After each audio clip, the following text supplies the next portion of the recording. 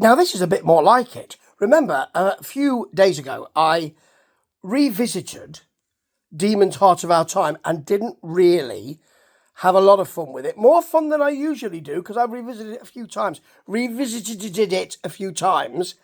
And after that album, and I remember it coming out at the time, I didn't really follow Demon. I think I was feeling that they hadn't really, for me, capitalised on the promise of do, the plague. They hadn't really done that.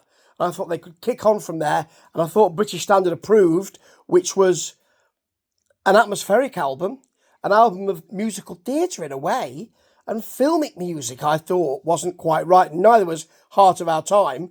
I mean, the title track, The Heart of Our Time, listening to it again is good for radio, but then that radio push was not what I wanted from Demon. I thought that they could achieve radio by continuing the sound that was on yeah, you get the idea. And that they didn't, I think made me go, oh, well, there's other music available, you know. So I didn't listen to this one, which was Breakout. They carried on, didn't they? Then had a break and then came back, and that is when I picked them up again. But I haven't listened to these albums. I've listened to Breakout once, and I didn't listen to it at the time. This is 87, so it's a couple of years after Heart of Our Time, and it is more like it. What it does is it says, okay, still want to have some radio basis to this, still want to sound like we're in the late 80s, so we're going to have some synth parping. Synths set to parp! All of that, but we are going to have a little bit more rock in there. So we'll dip our toe in both pools, see where it leads us. It doesn't lead to a completely satisfying whole, but it's getting there. So the first track, Life on the Wire, first of all, it has a cover which is a drawing of a broken down gentleman with his guitar in a scrapyard. For me, you'll read into it what you want to read into it, won't you? Nothing really exists until you make it, but in my view, or until you name it. But the feeling for me is that it's a broken down band who are kind of making something out of themselves, because it's the stockyard, you see. We've got lots of different parts, and you could make a new item. Oh, it nearly fell then. My phone nearly fell out my hand. Anyway, I got too excited, I think. Can make a new item out of all the stuff that's in that scrapyard. Anyway, I'm probably reading too much into it. But when you listen to Life on the Wire, the first track, which has got so much in it, there are loads and loads of elements. And it's similar to that scrapyard situation. It's got, and I'm looking at my notes because I want to make sure I get everything in. It's got the beep and the beat, and the parping synth. There are no bleeps, no synth bleeps. It's all parping when you get that synth, all that. Very late 80s. It's mid-paced. It's got a poppy chorus, but that really works because you've bought, for me personally, you've bought the opportunity for that because you've rocked it up a bit. So, well, we've done a bit of rock, now let's do a bit of this. That's fine. I'm happy with that. It's got a big, rough, hewn riff. There'll be quite a lot of leave them alone, don't plane the edges off. We'll listen to them like that. There's a lot of that on this album, which is good. And then the synth takes the melody as well. It's got a lot going for it. It's got a lot going on in it. And that's a great first track. We lead into Hurricane, it's got a face front riff. Quite a lot of that as well. Simple riffs. We'll just give you what you want. There you go. It's more immediate than something like The Unexpected Guest or The Plague, but The Plague's a different matter. It's more of a concept, isn't it? But say The Unexpected Guest, or even Night of the Demon, really. It's more, actually, it sounds like that debut. It's more of an up-front, face-front feel. But a surging chorus and an easy solo, that's Hurricane that comes next.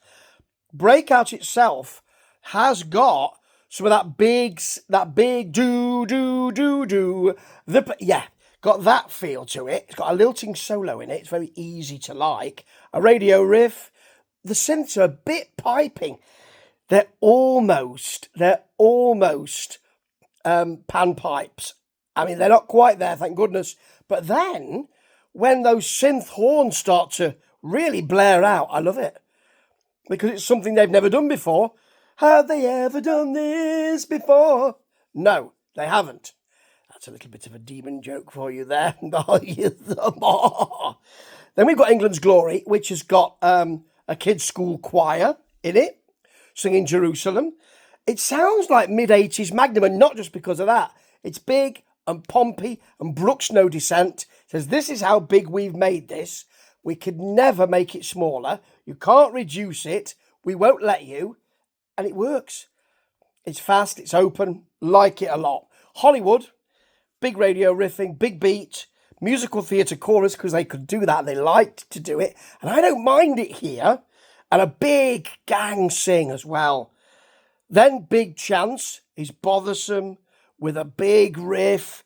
It's got a basic, faster rock feel to it. It's got a simplicity. I enjoy that. The middle throws its arm around your shoulder and says, we can have a good time together, can't we? Yes, we certainly can. But through these eyes, before we get to finale, which is kind of like, again, like a sort of incidental spy movie music with a bit of musical theatre as well, while you're changing the props and all that. It's semi-classic. It sounds like it's got classical aspirations to it. But anyway, the penultimate track is Through These Eyes, which again has a big beat and a big, great big Dave Hill sing. He has got the pipes. Still got them, you know. From what I saw recently on YouTube, they were doing a festival. He's still got those great pipes. And there's a massive guitar solo in that. They really do straddle both worlds. It isn't fantastic, but it's really getting there, and I can see exactly what they're trying to do looking back. Really good attempt. And I like this album because of what it gave Demon the chance to do, which I think was to try and meld those two worlds. I could be wrong. I might listen to the next one and think, oh dear, because I can't remember what it sounds like, but I'm really enjoying this. Those popping synths, those big riffs, very late 80s, but also very Demon. And you can't really define that, can you? Ta-ta.